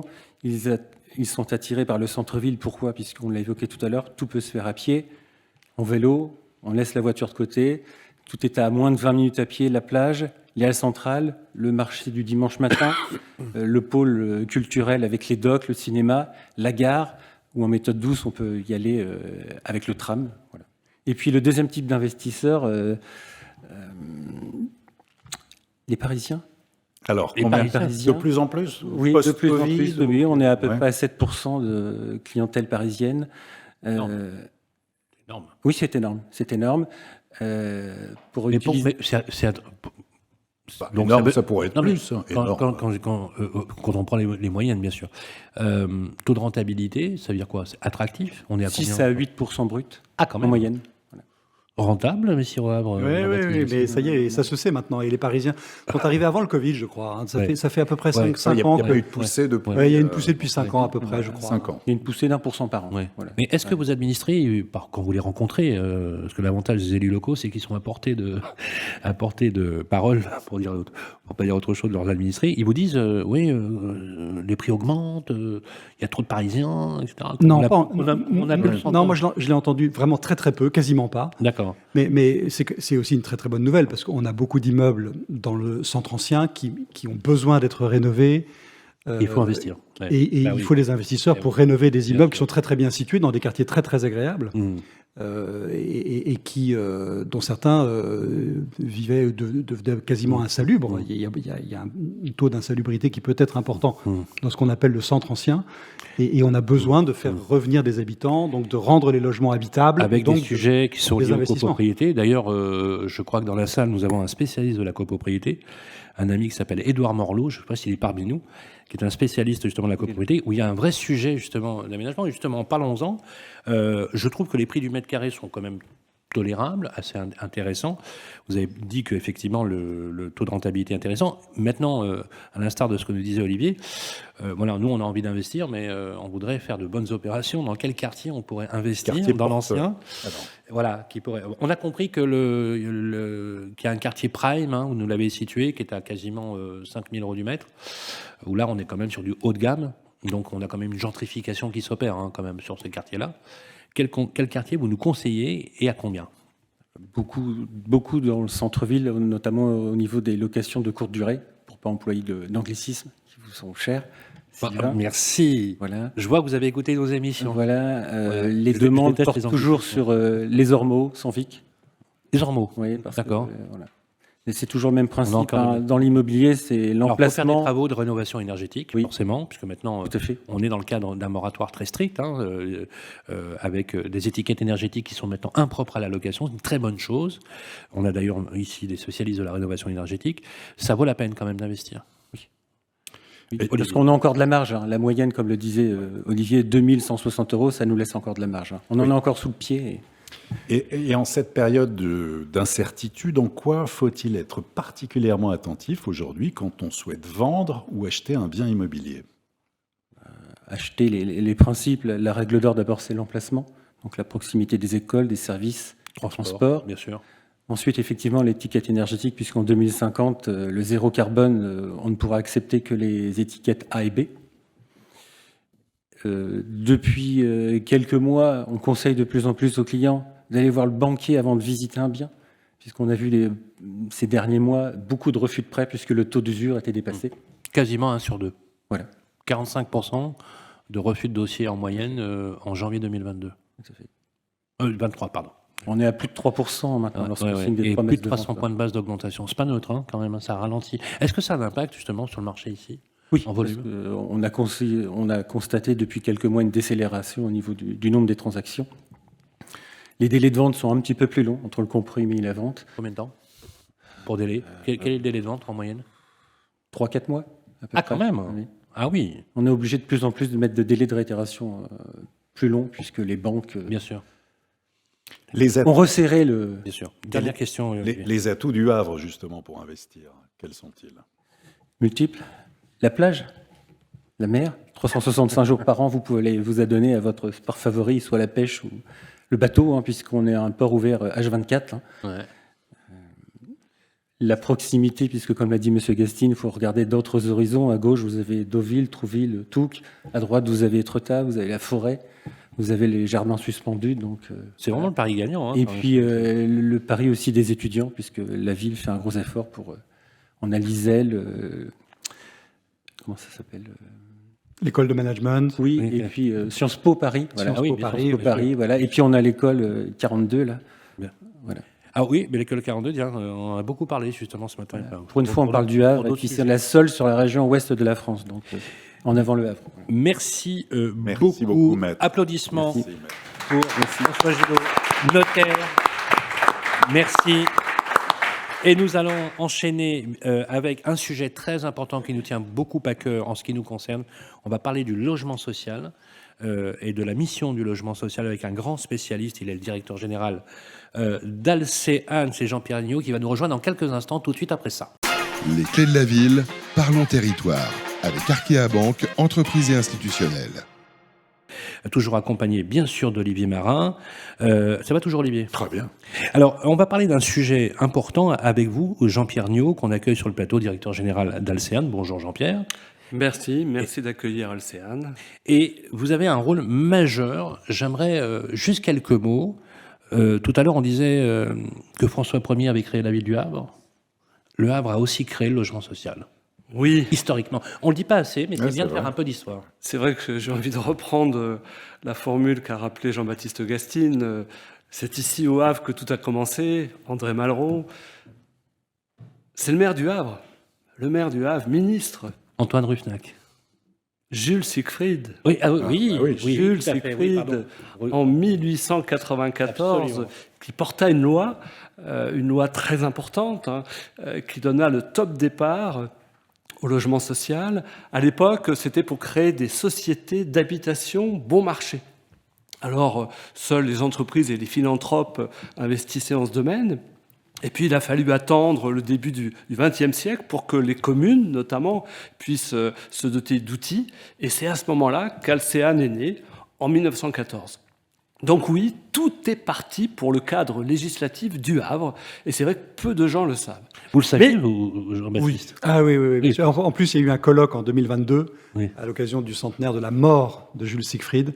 Un grand colloque universitaire où on a rappelé toute cette histoire qui est assez méconnue quand même. Et donc, il faut qu'on ait un travail de valorisation de nos grands hommes au Havre. Vous savez, souvent, on parle de logement social, on nous donnait de dire, oui, il est né à Guise. Vous savez, Guise, avec les grands banquiers protestants, vous savez, les Otaringues, etc., qui avaient créé ces grandes maisons. Mais en fait, non, c'est le Havre, effectivement, qui prédomine. Alors, on peut le rapprocher des grands protestants, puisque ce sont les négociants qui, effectivement, très présents sur le Havre, qui ont été aussi à l'origine. Et on le sait pas naturellement. d'ailleurs assez, que ce sont, effectivement, on appelait ça les HSP, la haute société protestante, qui est à l'origine de la création de ce qu'on a appelé, de ce qui va s'appeler plus tard le logement social. Alors, je parle de Jules Siegfried, mais les grands hommes politiques et maintenant les grandes femmes politiques ont beaucoup joué en faveur du logement social. Je pourrais citer un autre maire, ministre, Pierre Courant. Pierre Courant, c'est après la Seconde Guerre mondiale. Il est à l'origine d'un plan qui s'appelle le plan Courant. Et ce plan Courant, donc, s'appuyait sur la construction d'1 million de logements sur 5-6 ans. Nous sommes juste au moment de l'appel de l'abbé Pierre, 1954. Et c'est aussi Pierre Courant, par la loi qu'il a pu porter, que fut créé le 1% logement, ce fameux prélèvement qui permet au logement social de se développer. Et je pourrais continuer, parce que le Havre est à la source... Absolument, et qui est nourri d'ailleurs, c'est important ce que vous dites, je suis très heureux que vous soyez là, vraiment, parce qu'on ne le dit pas assez, et d'ailleurs, ce qui nourrit actuellement l'activité du logement social à travers ce qu'on appelle le 1%, c'est la fameuse PEC, la participation à l'effort de construction, qui est soumise aux entreprises de plus de 50 salariés aujourd'hui, et qui quand même donne accès justement à beaucoup au logement social. On va parler maintenant du logement social. Alors, il y a une chose que vous m'avez dite qui m'a beaucoup interpellé. Vous m'avez dit, quand on a préparé votre intervention, j'aimerais dire quelque chose sur la perception du logement social. Vous vous rappelez, on a parlé de ça, la perception. Pourquoi vous avez insisté sur ça? Ça m'a beaucoup interpellé, je trouve que vous avez vraiment raison dans l'analyse. Je pense que le logement social souffre d'un manque d'incarnation. Tout le monde connaît le sigle fédérateur HLM, habitation à loyer modéré, mais peu de personnes savent qu'en fait, cette corporation regroupe plusieurs familles, les entreprises sociales de l'habitat, les coopératives de l'habitat et naturellement les offices publics de l'habitat. Mais somme toute, le secteur du logement social est quelque peu invisible comme les locataires du logement social. Pourquoi ? Parce qu'on met en avant surtout l'habitation et non pas les habitants. Habitation à loyer modéré. Et lorsqu'on pose à la profession qui vous logez, et c'est là toute l'ambiguïté, la profession a tendance à dire nous logeons la mixité sociale. Mais lorsque vous vous adressez à un locataire, qui êtes-vous ? Il ne va pas vous répondre je suis la mixité sociale. La mixité sociale, c'est une abstraction, c'est un concept, donc il ne se reconnaît pas. Et bien sûr, absolument. Et Alors, la profession, naturellement, a sa part de responsabilité, parce que la profession a peur qu'on enferme son rôle. Jean-Pierre, est-ce qu'on ne devrait pas parler de logement tout court? Parce que, moi, une chose qui m'a interpellé, mais vraiment, et j'aimerais avoir votre analyse d'homme politique. Est-ce que le fait d'ajouter justement le mot social au logement ne stigmatise-t-elle pas finalement une population justement dans ce niveau de perception? Jean-Baptiste Gastine. Ah si, forcément. Genre, c'est pauvre, quoi. Vous voyez, on va être très clair. HLM, on met les pauvres dans les HLM et on met les classes moyennes. Alors qu'en réalité, il y a une grande diversité de situations. Très juste. Comme l'a rappelé Jean-Pierre Niaud. Donc, non. Bien sûr qu'il y a un problème d'incarnation, de perception et d'amalgame d'un tout, alors que en fait, les situations sont très diverses entre. Est-ce que les élus ont une responsabilité, Jean-Pierre et vous, Jean-Baptiste Gastine, justement sur cette incarnation? À votre avis, qui doit porter l'incarnation de ce mouvement? Parce que c'est un mouvement, au départ, le logement social. Alors, la grande difficulté pour les politiques de porter le logement social, c'est que nous sommes pénalisés par l'image.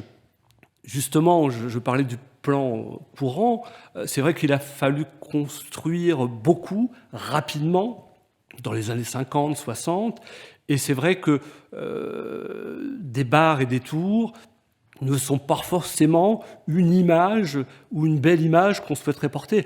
Or, le logement social, depuis 25 ans, 30 ans, a complètement changé. Je vous mets au défi, en circulant dans la ville, de me dire si cet appartement, si cette résidence relève du logement privé ou relève du logement social, du logement abordable. Je raconte souvent cette fausse anecdote.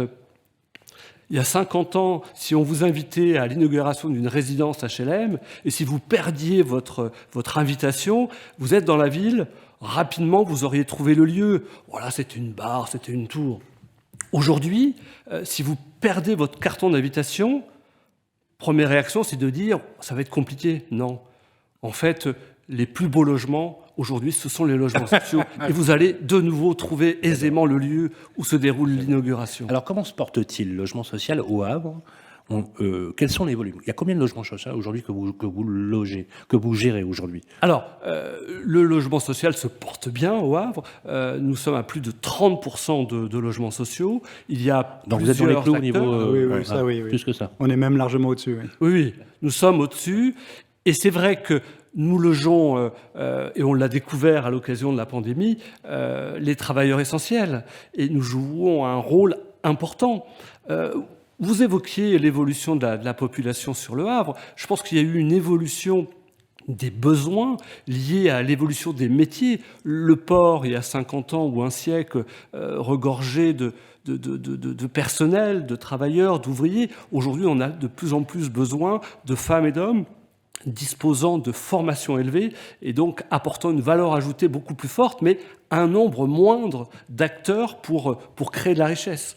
Donc nous sommes là, effectivement, pour loger celles et ceux qui ne peuvent pas ou plus difficilement le faire sur le marché libre, faute de revenus suffisants, mais ces personnes disposent de revenus du travail pour la plupart, et on note une inflexion depuis déjà 4-5 ans, et c'est tant mieux. On loge de moins en moins de familles qui vivent de la solidarité nationale et de plus en plus de personnes qui vivent du travail et qui perçoivent un salaire. Donc c'est un bon signe, parce que notre mission, c'est de loger près de 60 à 70% des ménages potentiellement. C'est vrai que c'est très large, bien sûr. Mais on loge à la fois des personnes qui sont exclus, que l'on doit accompagner, mis en évidence notamment par le rapport du mal logement de la Fondation Abbé Pierre, mais aussi beaucoup et énormément et de plus en plus d'inclus, mais qui disposent de revenus modestes et qui ne pourraient pas... Alors, ils peuvent trouver un logement sur le marché libre, mais c'est vrai que le reste à vivre est amputé. Donc, en venant chez nous, ça leur permet d'avoir un pouvoir d'achat plus élevé et plus important. D'ailleurs, comme vous le savez, Jean-Baptiste Gastine, plus de 60% des locataires du parc locatif privé pourraient être éligibles au logement social. Heureusement qu'on a les millions de propriétaires qui louent leurs biens, bien évidemment. Alors, je ne vais pas vous faire le coup de la RLS, puisque effectivement on a un sujet quand même autour qui est très important et qui est un vrai sujet porté par le politique, effectivement.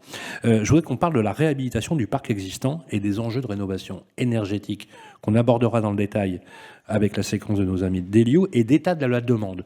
Moi, je voudrais vous dire deux choses. C'est où est-ce que vous en êtes? Parce que vous avez été souvent précurseur en matière de travaux de rénovation. Et souvent, d'ailleurs, c'est un paradoxe, quand on compare à l'industrie, entre guillemets, privée. Voilà. Vous avez été très précurseur chez Action Logement, notamment, par exemple, mais aussi dans les offices HLM et autres. Et enfin, l'état de la demande. Est-ce que quand on donne son dossier à Alcéane, sous quel délai, raisonnablement, d'attente, on peut espérer avoir un logement? Je vous donne juste un chiffre. Pour Paris, c'est 12 ans. Venez au Havre. Voilà. Venez au Havre, c'est une ville magnifique. Je suis à Paris, Orsin. Bordeaux, Lyon, c'est dramatique. On ne peut pas. C'est très dur. En quelques mois, vous obtenez aisément un logement abordable et un bon logement. J'aime à dire, tous les ans, fin janvier, nous sommes début février, sort le rapport du mal logement. On en parle beaucoup. De la Fondation Abbé Pierre. De la Fondation Abbé Alors, c'est Pierre. le 28e rapport qui a été publié et ce rapport-là est dramatique. Dramatique. On a presque un doublement du nombre de personnes SDF. 330 000 personnes au bord de la rupture. 4 millions de personnes mal logées et c'est 12 millions de foyers en précarité liés au logement. C'est juste incroyable. Hein. Mais en septembre, tous les ans, sort un rapport sur le bien logement, le logement social. On en parle peu. Très juste. La demande, elle est là, elle est de plus en plus exigeante, et c'est bien. Vous l'avez dit, le logement social a été précurseur, l'est toujours. Lors de notre échange, vous m'avez fait part, le logement social construit de moins en moins, il achète de plus en plus de biens. Oui. C'est oui. vrai, oui. c'est vrai. Mais ce que vous n'avez Aujourd'hui, pas vous vu, achetez en bloc chez Nexity. Absolument. Chez d'autres, heureusement d'ailleurs. Mais c'est avec grand plaisir. Et entre ce que nous achetons aujourd'hui et ce que mes confrères, que nous faisions peu il y a 20 ans, 25 ans, il y a une grande évolution. Les acteurs de la construction, comme notre partenaire Nexity, ont bien compris que s'ils voulaient vendre à des bailleurs sociaux, il fallait relever la qualité des biens proposés. Parce que nous gérons ces biens, non pas 5 ans, 10 ans, mais 30 ans, 40 ans, 50 ans. Et je peux vous garantir que lorsque nous achetons, notamment à Nexity, nous achetons des biens de qualité et qui sont proches, voire similaires à ce que nous faisons nous-mêmes en direct, ce qui n'était pas forcément le cas il y a 20 ans ou 30 ans. Donc le marché a évolué et les différents acteurs ont évolué pour justement proposer des logements de qualité. Vous avez raison de le dire. Pour conclure votre intervention, je voudrais vous interpeller, vous, les politiques, les élus locaux. Concrètement, pour vous, le logement social, cette partie-là qui est nécessaire, vous êtes d'accord, à l'équilibre de la population, c'est évidemment les élus locaux qui doivent porter ce projet. Oui, bien sûr, mais toujours. Je pense qu'il y a des tentations, vous savez, actuellement, parfois, de non, les enjeux sont tels que c'est normal que ce soit des élus locaux qui portent ces sujets-là. Je ne vais pas réaborder le sujet de la RLS, mais qui est quand même assez douloureux pour les bailleurs sociaux, mais on peut aussi parler des ponctions sur les fonds d'Action Logement, voilà, sur des sujets sur lesquels faut-il avoir une action politique déterminée pour laisser les moyens au logement social de perdurer dans son mouvement. Vous voyez ce que je veux dire? Oui, mais bien sûr que c'est un enjeu majeur. Et c'est toujours un élu de la ville du Havre, de la majorité municipale, qui a présidé Alcéane, en tout cas depuis que moi je suis impliqué dans la politique havraise. Et c'est bien que ce soit comme ça. Les enjeux sont considérables, sont des enjeux sociaux de, vous voyez, énormément de familles havraises. Ici, on a un parc très ancien, historique, 30 à 33% du logement sur la ville du Havre. Dans certains quartiers, on doit être au-dessus de 50% de logements sociaux. Et les enjeux passés et présents sont très importants. Les enjeux à venir le sont peut-être encore plus avec l'entretien du parc, la rénovation du parc, la rénovation énergétique du parc.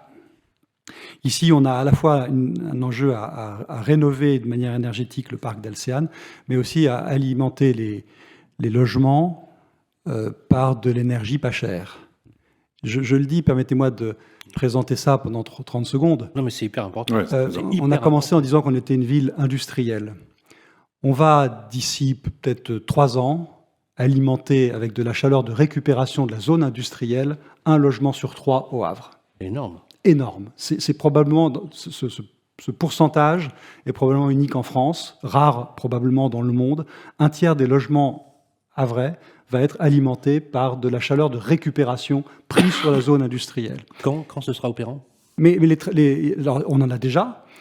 Simplement, c'est plutôt aujourd'hui de l'alimentation gaz, et on est en train de connecter une centrale thermique en construction, Total, la plus grande raffinerie de France.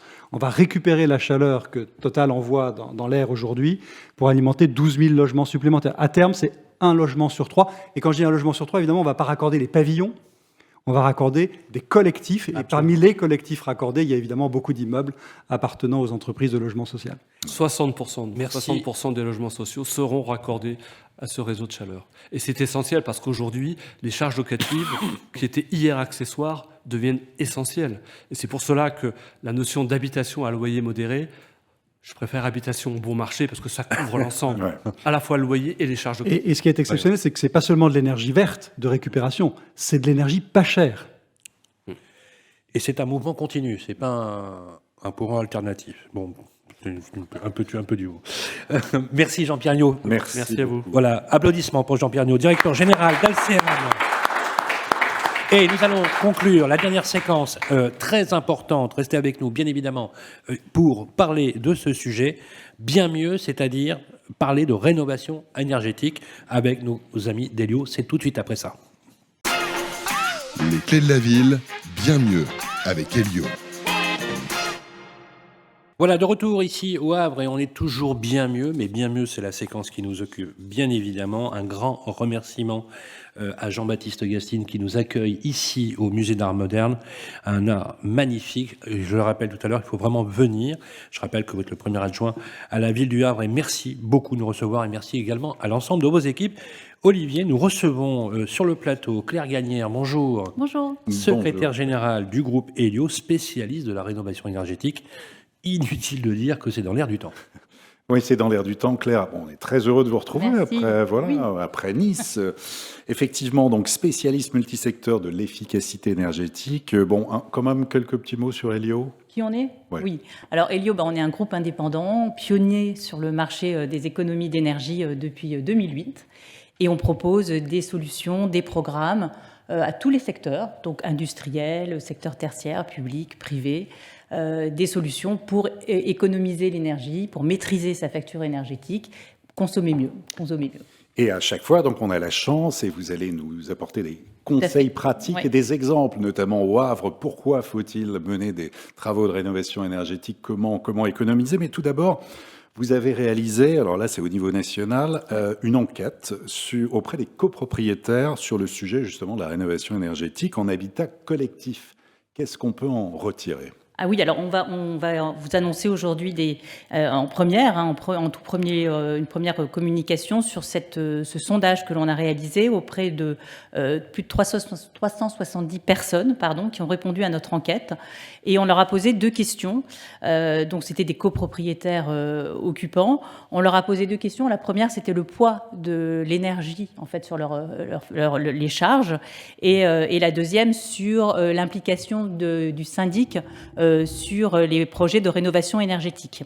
Alors le premier constat, c'est effectivement que sur ces personnes que l'on a interrogées, le poids de l'énergie, c'est plus de 30% en fait. Pour 50% d'entre eux, c'est 30% sur leur charge. Et sur la question, est-ce que votre syndic vous parle de projets de rénovation énergétique ?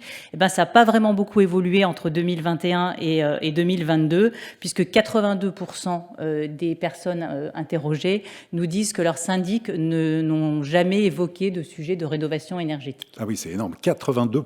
Oui, tout à fait. La rénovation énergétique, c'est un secteur assez complexe, technique, et on a besoin d'accompagner les syndics, et c'est un peu notre rôle aussi. Nous, aujourd'hui, on accompagne, on assiste même aux assemblées pour parler des sujets de rénovation énergétique à la fin des chantiers. Les solutions d'accompagnement qui Tout vont à avec. fait, Alors, exactement. on vous pose toujours la même question, effectivement, avec Olivier.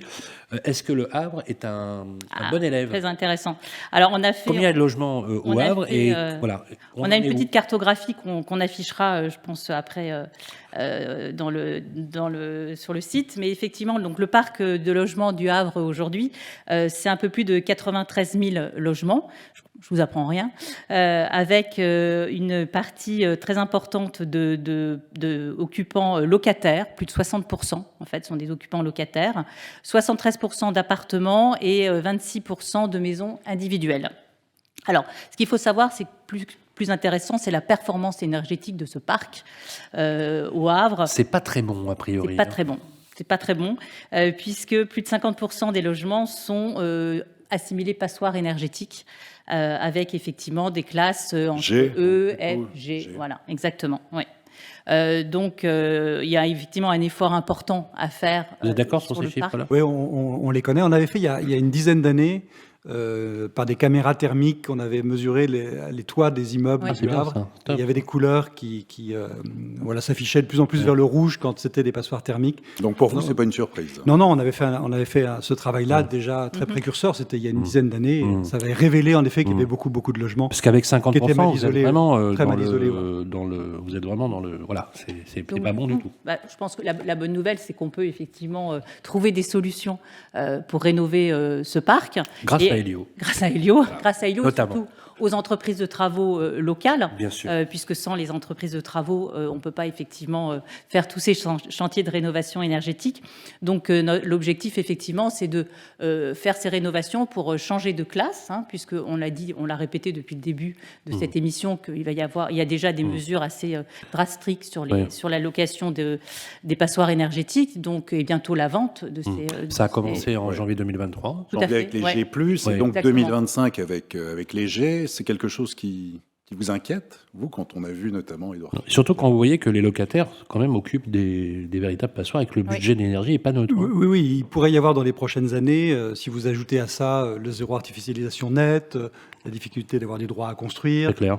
Il pourrait y avoir vraiment une tension de plus en plus vive sur le logement dans les villes, dans les grandes villes, bien sûr. Vous seriez pour revoir le calendrier, en fait? Bon, pour l'instant, on est dans une phase d'élaboration du zéro artificialisation net. Mais on s'y prépare. Mais sur la loi climat et résilience qui a fixé le cap jusqu'en 2034. Est-ce que vous partagez l'idée d'avoir une pression par le nombre d'années qui est quand même assez faible? Vous savez, ça représente 4 800 000 logements en étiquette F et G, c'est juste considérable. Oui, c'est considérable. Non, je ne sais pas s'il faut revoir le calendrier. Ce qu'il faut, c'est peut-être simplifier, clarifier comment on peut rénover son logement, parce que je crois que les gens ont besoin d'être accompagnés. C'est pas si facile. Tout à fait. Parce qu'on parle d'accompagnement énergétique, mais aussi tout un accompagnement social. Oui, l'accompagnement social, le conseil, l'accompagnement financier. Oui. Ici, on part de très très loin, vous l'avez dit. Oui. Mais on a lancé, ou réalisé, ou lancé 10 000 chantiers de rénovation énergétique, enfin 10 000 équivalents logements. Oui, parce que 10 000 chantiers, c'est 10 000 logements qui ont été déjà rénovés ou qui sont en train d'être rénovés avec l'accompagnement de la communauté urbaine, parce que c'est à l'échelle de l'agglomération que ça se passe. Parce qu'entre l'économie et l'écologie, il n'est pas évident de trouver le juste équilibre. Et on sait qu'il y a des familles qui peinent déjà à rembourser leur crédit de travaux. De se lancer quand on sait qu'on passe de classe FG pour passer à D, que ça coûte entre 40 000 et 60 000 euros, voire plus, c'est quand même un sacré budget. Et dans le rapport de la Fondation Abbé Pierre, on a bien pointé que le premier poste, mais ça vous le savez déjà, de décrochage avant de ne plus payer son loyer, c'est l'énergie. Oui, et donc l'énergie devient la symbolique finalement du décrochage. Tout à fait. C'est pour ça qu'il faut, comme vous le disiez très bien, il faut les accompagner. En fait, il faut expliquer quel type de travaux peut être effectivement performant. Donc on parle de plus en plus aussi de rénovation globale. On s'aperçoit que faire des petites rénovations par geste, on n'arrive pas effectivement à atteindre un bon score au niveau économie d'énergie. Donc se lancer dans la rénovation globale, c'est coûteux. Mais il y a également beaucoup d'aides aujourd'hui. Donc le rôle des équipes, par exemple des équipes d'Elio, c'est effectivement d'accompagner les ménages dans la compréhension des différents mécanismes, d'accompagner les artisans à faire les bons travaux et d'être vraiment le partenaire de confiance pour se lancer dans la rénovation énergétique et la rénovation globale. Alors justement, un premier cas concret au Havre. Le premier cas concret, on va prendre le cas d'une copropriété au Havre, bien sûr. Réel, je précise. Totem. Voilà, on est allé sur place. On a fait une enquête. Avec effectivement, on est sur une copropriété des années plutôt 80 avec 28 logements. Et donc, on est dans une classe énergétique D et notre objectif, c'est de la faire passer en classe énergétique C avec un gain énergétique de 36%. On va faire bien sûr de l'isolation, l'isolation des murs par l'extérieur. On va poser également des systèmes de VMC. Alors, le montant global des travaux s'élève à peu près 500 000 euros. Mais la bonne nouvelle, c'est que si on arrive à accumuler toutes les aides, et donc effectivement en mettant les différentes aides possibles pour ce type de chantier, on arrive à réduire la facture de plus de 200 000 euros. Ah, quand même. Et donc on arrive à un montant environ de 370 000 euros. C'est un exemple parmi d'autres de copropriétés sur lesquelles on peut faire. Est-ce que vous bonifiez Absolument, c'est la communauté urbaine, c'est le niveau de l'agglomération. Oui. Mais quand je parle de 10 000, c'est 10 000 logements dont la rénovation énergétique a été soutenue financièrement. Financièrement par la région. Par la communauté urbaine. Par la communauté d'agglomération. Ouais. Autre cas concret, là, pour les particuliers. Alors oui, pour les particuliers, parce qu'on parlait effectivement du résidentiel tout à l'heure. Ou même chose, là, il faut effectivement convaincre le ménage de se lancer dans une rénovation globale. Donc, on va également essayer de faire changer de classe donc une habitation de 80 mètres carrés, un ménage qui vit avec des enfants. Et donc, on va faire une rénovation globale. Donc, ça va être de l'isolation, ça va être du changement effectivement de système de chauffage. Et tous les travaux ont un montant approximatif de 40 000 euros. Et si on cumule à nouveau toutes les aides, on arrive à baisser la facture d'à peu près 15 000 euros. Donc on arrive aux alentours de 25 000 euros de reste à charge pour ce ménage. Alors la ville du Havre s'est engagée dans le projet Axe Seine, c'est ça ? Oui, tout à fait. Axe Seine qui vise à fluidifier. Alors, j'adore mon job, on apprend des trucs. Des mots. C'est extraordinaire. Qui vise à fluidifier par voie fluviale entre Paris et Le Havre, en passant par Rouen. Le projet prévente des forts enjeux économiques, on peut comprendre pourquoi.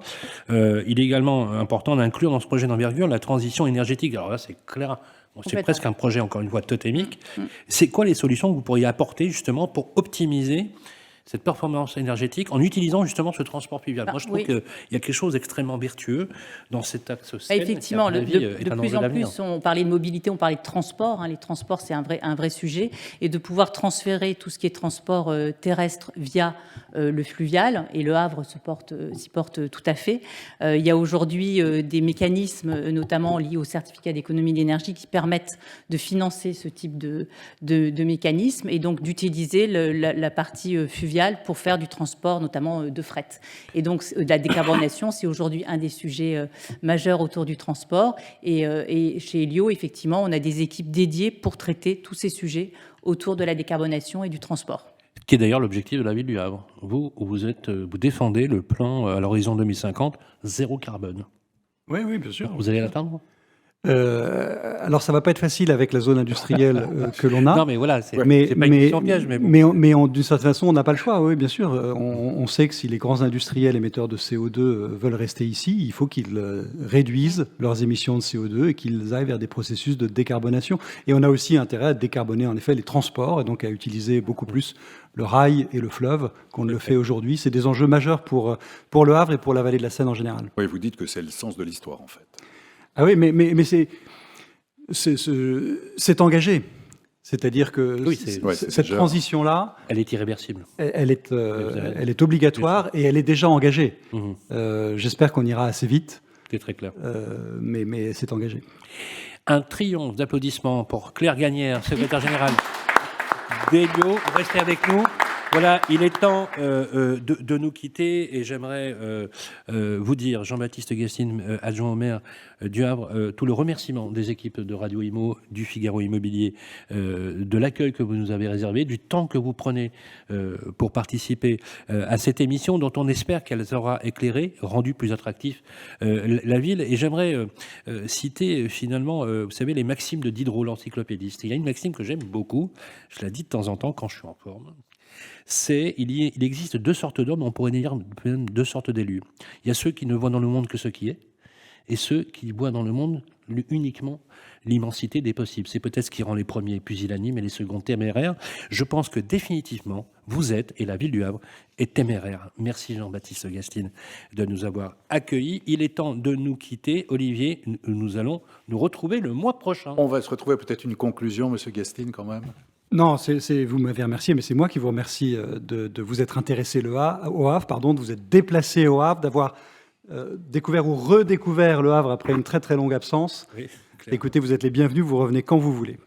Merci beaucoup. Et les prochains rendez-vous, des Clés de la Ville, eh bien, nous serons à Tours le 23 mars prochain. Dans une ville écolo. Voilà, ensuite nous irons à Lorient, ce sera en avril, et puis on sera à Nîmes au mois de mai, puis je sais qu'on sera à Annemasse, notamment l'été prochain. Voilà pour les prochains rendez-vous. Et bien sûr, publié dans le Figaro Immobilier, sur les plateformes de Radio Imo, le podcast qui va bien, vous le téléchargez, on est présent aussi sur toutes les plateformes d'écoute, Google Play, Apple Podcast, Deezer, Spotify, bref, il y a du Havre partout. On va inonder la France du Havre. Il y a peut-être une symbolique autour. Allez savoir, on va développer l'horizon des possibles. Merci en tout cas d'être avec nous pour ces programmes-là. Merci à Lorenzo Il Magnifico, notre super réalisateur. Alexandre Burkhardt, le réalisateur caméraman. Merci à Grégoire Darico, qui est le producteur qui a fait ces émissions. Merci également à nos partenaires qui nous permettent, grâce à vous aussi, d'aller de ville en ville et de dire que la France a un incroyable talent. Merci à toutes et à tous. Prenez soin de vous et au mois prochain. Les Clés de la Ville, une production Figaro Immobilier et Radio Imo. En partenariat avec le Conseil supérieur du notariat, Elio, Arkea Banque Entreprise et Institutionnelle et Nexity. Présenté par Sylvain Lévy-Valency et Olivier Marin.